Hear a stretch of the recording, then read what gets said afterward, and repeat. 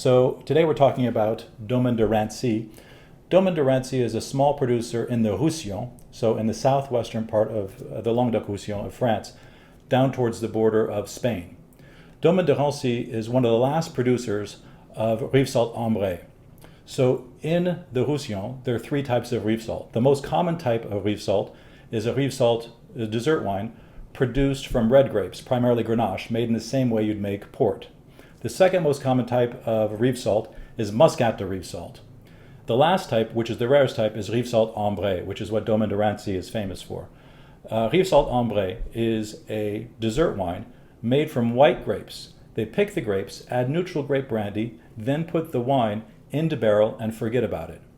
So over the years, this wine spins in barrel. It acquires this amber color, which is what gives it its name, ambré.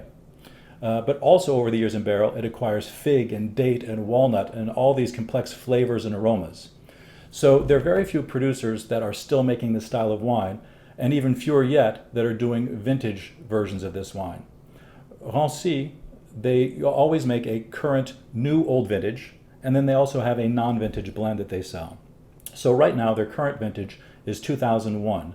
The 2001 spent about 12 to 14 years in barrel, and over those 12 to 14 years in barrel, it just gets this amazing complexity that I described earlier. Their non-vintage is usually aged for about 10 years in barrel, but the youngest wine is usually about 4 years old. And that's why they label it as a 4-year, even though a lot of the wine in it is actually quite a bit older. The thing that Domane de Rancy is most famous for are their very old vintages. So currently, the oldest vintage we're importing from them is their 1948, which spent 63 years in barrel before being bottled. That wine is incredibly intense, very dark in color, even though it's made from white grapes. What's interesting is because of Rancy's notoriety, they sell to a lot of the great restaurants around the world. There were a lot of reef salt ambrés coming out of cellars of somewhat dubious origin.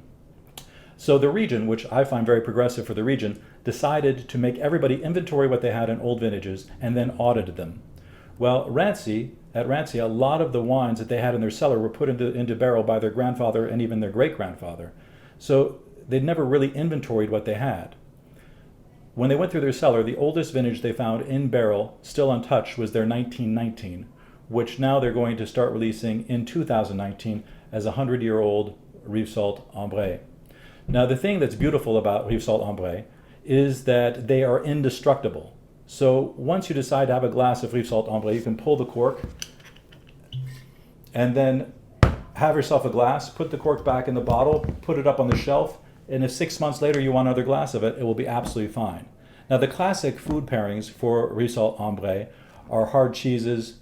You can do nuts and walnuts with them, of course. But the thing I love with reef salt ambré are desserts with cinnamon in them. So pecan pie, pumpkin pie, any of those fall desserts are an amazing match with reef salt ambré. In addition to those kinds of things, you can also serve it with things you'd have with maybe an Oloroso sherry, like membrillo, that quince paste that they have in Spain, or the almond cakes you get from Spain with the figs and dates compressed into them.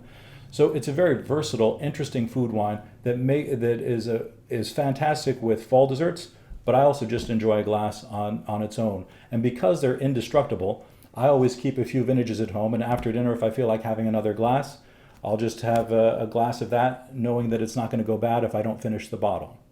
So enjoy.